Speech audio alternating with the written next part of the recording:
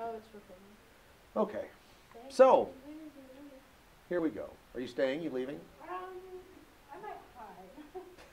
I might just sit at your Great. All right. couch and So, I'll remember not to pick my nose. Oh, wait. And, yeah. And Goldie, yeah, I almost forgot this. Oh, no, I did. In my end. You did? Well, not all the way. Like the first 5 minutes. Oh, great. All right. So, let her rip. Okay. Which one was my first question? I don't know. They're your notes, kiddo. Okay. Why are you leading a gay, straight, lesbian alliance? Why am I leading a gay, straight, lesbian alliance? Well, that was yeah.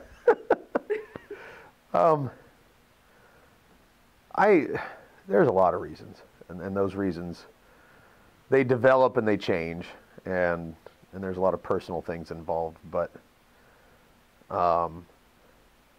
it's something I'm passionate about because I used to travel, with Disney on Ice with the mouse, and it's a stereotype that all ice skaters are gay. And it's really not true, actually. Just about everybody, not everybody, but the vast majority of the people that I worked with were, straight as an arrow. But a lot of them weren't. And I think in the big picture, as I traveled around, one of the things that I came to realize was that in this very international and diverse group of people, and not just diverse in terms of their sexual preference, but diverse in terms of their nationality and their religion and their cultures. One of the places that they really, I wouldn't say preferred not to go, but when we would tour the United States, it was always very hard for the gay and bisexual and lesbian members of the cast, because they knew in the United States that was not something that the society was comfortable with. And I certainly understand societal norms, and I'm not saying everybody should be comfortable with everything. I don't mean that. It made me sad that they were afraid to go walk down the street holding hands. Now I think that's changed a lot. This was 15 years ago. I jokingly say that we didn't discover gay people in America until like the 21st century, and I don't mean that literally, but I think the social awareness is different. But it always struck me as odd that a country that I love this country. I've been to 29 other ones, and I truly think this is the best one. And I realize that's not true for everyone, but I'm always proud of it. And it just made me sad that in this place that I was so excited to see people, so many people didn't want to be there because it was, I can't be myself, and I'm scared to be myself. And so that was part of it. And then just, little things happen along the way. I don't know, like my second week on the road, we were at a campfire. We went horseback riding outside of Phoenix one night. And when you were on ice? Yeah, when I was with the ice show. No, I wasn't horseback riding on ice. Oh. That would be a show. Hi-oh, Silver, stop slipping. Anyway, we were at a campfire, and we'd paid. It was a paid tour. We went horseback riding and outside of Phoenix, up among the cactus. It's just gorgeous. And we're gathered around for a fire later on, sitting there, knocking back a few drinks and toasting s'mores and marshmallows and other such things. And two guys came in. I mean, for the stereotypical term, they were rednecks or whatever. But I mean, definitely they weren't part of our group, and just kind of started asking who we were. And when they found out they were ice skaters, I remember at one point they turned to my friend Wade, and I didn't know Wade very well at that point, but I knew he was gay. And he looked right at him and said, "Are you gay?" And he looked right at him and said, "No, I'm straight as an arrow." And that seemed to calm these two guys down. And I'm sitting here and I'm like, okay, Wade never backs down. And I won't say Wade was scared, but he was very aware. This was not the place to say who he was. And I thought that was odd. And later on, they actually came back for reasons that were completely unremoved from us. But they came barreling into the parking lot in their truck with a shotgun hanging in the back. And I mean, we literally ran for our lives, because it seriously was like, I wonder if they came back because, and we didn't know all that at the time. We talked about it later on, and Wade said, he said, you know, I was worried. That's why they'd come back. And I was like, again, this is so messed up that somebody has to worry about this. And so there's that part of it. I mean, that's why I chose to do it. And I think when I was with Disney, there are a lot of kids on those shows that are 18. And when I was with Disney, I was in my 30s. They all called me the professor, because I'd been a teacher before I worked for Disney, and I was always trying to teach people things. You know, this temple's 850 years old, run by the, you know, and so everyone called me the professor. And I won't say that everybody looked to me for guidance, but people kind of got that, you know, I'd seen a few things, so to speak. And so we'd get these 18-year-old kids on the show, and a lot of them were in that process of figuring out who they were. And what was interesting is, by joining an iShow, a lot of them immediately thought, oh my God, I must be gay. And they would, of course, find out they weren't gay. And so it wasn't like the iShow made them gay. It was just, you know, you start asking a lot of questions. And so I watched that process. And you know, now, you know, we talk in the media, social media, on television, the president, about what it means to be gay and in high school, and worry about those things and worry about bullying. And again, in the late 90s, nobody was even having that conversation yet. And so I was part of a lot of those conversations, and it just always struck me how hard it was for those kids to feel like they had anyone to talk to. I mean, you know, it's even in a public school, if you're wrestling with issues of gender identity, you know, and by that I mean, it's like, okay, I don't know what it means to be a girl, or, you know, what does it mean, you know, you go through puberty. Well, you'd find a teacher you can talk to, or if, you know, you're wrestling with religious issues, you know, you're always going to know somebody, ideally, that is a member of your faith, or the faith that you're interested in pursuing, and you can go talk to them. Even in this day and age, I think being gay and bisexual and all those other things in the acronym are so, I don't even think they're culturally taboo anymore. I think the majority of Americans have kind of reached that point, but it's still a mystery to people, and it's still, you wonder, is this somebody I can talk to about it? And so I guess I just, you know, I want students to know I'm there to talk, and so I guess it's all of those things.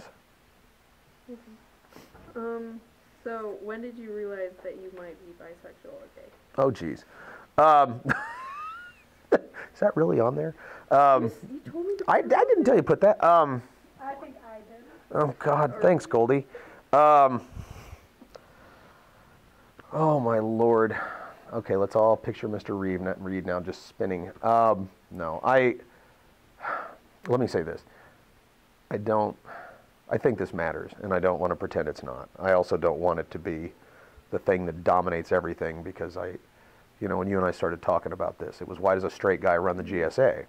And it was having those conversations with all of y'all that I kind of set back when I was done, and I was kind of like, I'm not sure I'm a straight guy. So this has all been kind of an epiphany, and I don't think it changes why I run the GSA. My biggest fear is that as people kind of find out that I am bisexual, and I'm not ashamed of it, but that all of a sudden everything that I've ever said up to this point about why I do certain things and why I believe in certain things, that they're going to think I was lying, or that it was like, oh, okay, well, that's why. And I've thought about that. Of like, gee whiz, is your motivation completely different than you've even thought it was? But, you know, I'm also very passionate about, you know, immigration. And you guys know that from being in my class. I'm never going to wake up one day and find out in the mid-40s that, oh my God, I'm an immigrant. I had no idea. I've always wrestled with the idea that maybe I was Swedish and didn't know.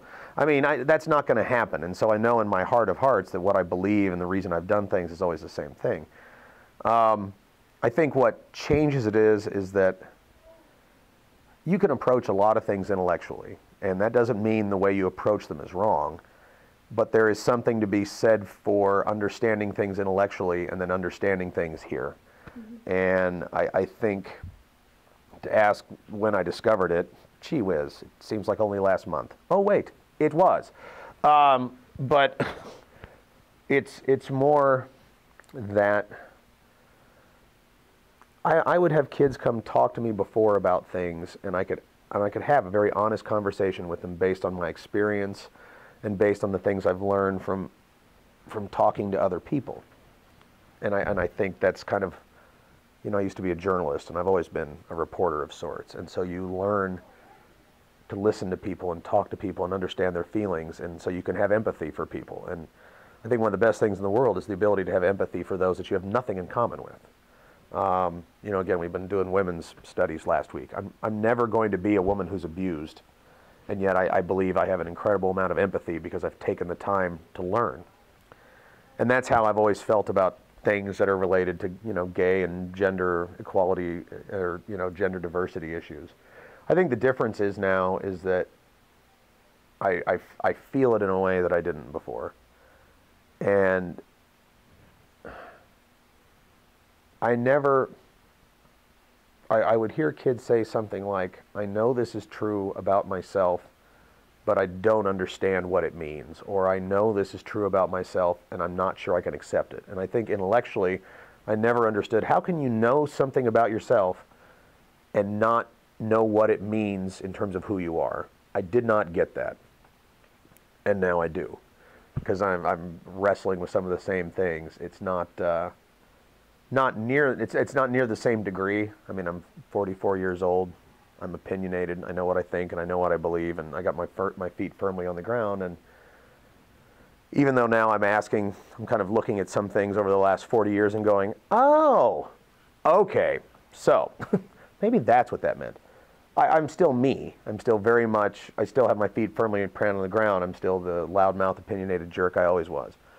If I was 16, 15, 13 years old and wrestling with the same things, I can imagine now how it could be your undoing. I can imagine now how you can understand something intellectually and not process it in here.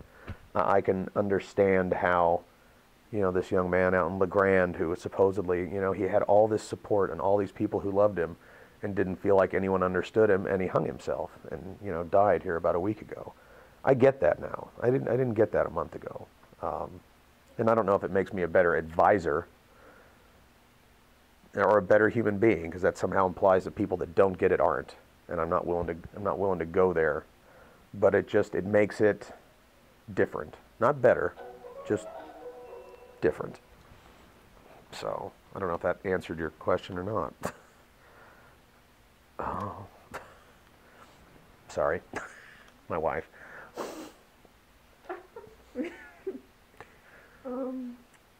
Well, you kind of answered all these questions that are on my thing right now. Well, go ahead. Okay. And if I did, I'll say so.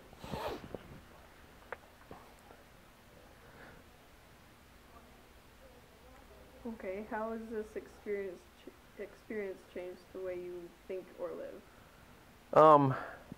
I don't think it's changed the way I live at all. You know, in terms of running the GSA and in terms of those sorts of things, my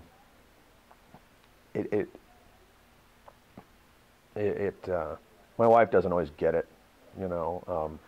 My kind of commitment to these things, and I'm not saying she's a bad person, I don't mean it that way, it's just, you know,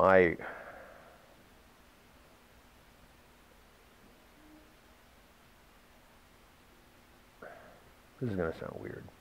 I am not what most people in this school would call a religious person, but I'm definitely a spiritual one, and I believe that there's something bigger and more important, and I feel like I have led an extraordinarily lucky life. I have never had anyone close to me die. Now, part of that's I don't have a lot of family members I'm close to anymore, but or close to ever. But I mean, I still have both my parents. And I mean, my dad had 3 different terminal illnesses. My dad has been so close to death it boggles the mind, and every time he came back from the brink. And I mean, you hear about like, oh my God, he took a miracle pill and it saved him. That actually happened to my dad.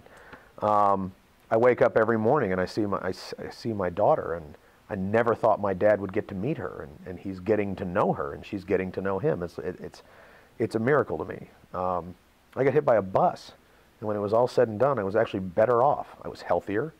I had a better outlook on life. Every bad thing that's ever happened to me turned out really well.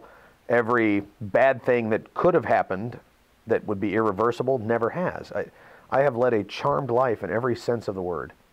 And I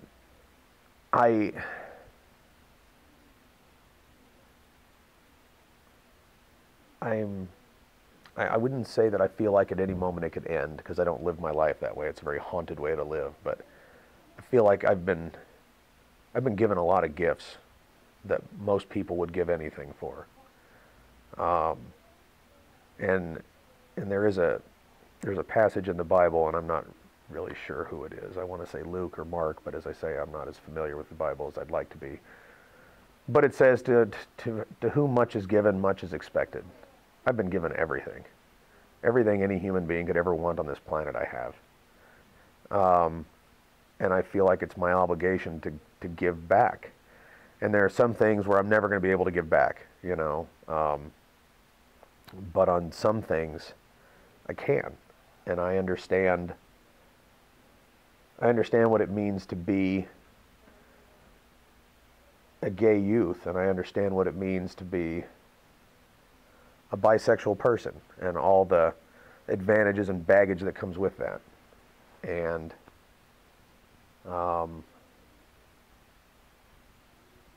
I guess I have an obligation to do something with it. I've been given everything. To not give back just seems immoral, almost. Thank you. I knew it was one. I knew. Tried to look it up. I knew it had a. I knew it had a K in it. So. Okay. Oh, are you done? Yeah. Yeah. How do you want to help the LGBT group, including others? I just want, well, two things. Number one, I want kids to know I'm here, and that doesn't mean that that I'm suddenly the gay messiah or something of North Lincoln County. I don't mean it that way. I want kids to know that they can be themselves. You know, one of the things that, like I say, I learned when I was with Disney is just the ability to express yourself is something really special. You know, we all take for granted that when you go when you go out to eat or whatever, and a bunch of guys sitting around and you see a really nice looking young lady, you're allowed to say, wow, she's really gorgeous. And when guys see when girls see a good looking guy, wow, he's really hot. But if you're a guy and you sit there and you see another guy and you're like, wow, he's really good looking, every head in the room turns. I don't think that's as true as it used to be. But I think there's just something to be said for the way you live your everyday life. And I think if you react atypically as compared to everybody else, that gets stifling after a while. And I didn't recognize this for what it was at the time. I realize it now, but I was out touring with Disney and I met this young skater. He was probably 10 years younger than me, and I thought he was gorgeous, absolutely gorgeous. And it scared me to death. And I'd only been on the road a few weeks, and so I didn't really know anybody yet. And I was like, I wanted to talk about it. And I was like, how in the world do you, something as simple as just saying, I think Chris Castleberry's really cute. I couldn't do it. And at the time, I couldn't do it because I had no idea what it meant. But even in today's environment, you can't sit around in class and if someone's talking about, say, David Beckham, and a girl goes, wow, he's really cute, you can do that. If I think for a lot of guys, it'd be like, I would never say that because everybody around me. Although, I will say this, and this is, whoops, just covered the microphone. I do hear kids say things like that at Taft. This is the most wonderfully open, tolerant school of GLBT things, and quite frankly, of all kinds of things. And I won't lie, it surprises me, because there are so many demographic things here and other things here that you would think would make a lot of kids hesitant. And in fact, I think it's done the opposite. Yeah, I do feel like this school is, like, I've watched a lot of, like, movies about, like, the typical high school and, like, how everyone is, like, they always judge people. Like, I see, like, a bunch of jerks in this school, but I don't think that, like, that I think that we're open enough to where we can all accept the fact that there are people who are different and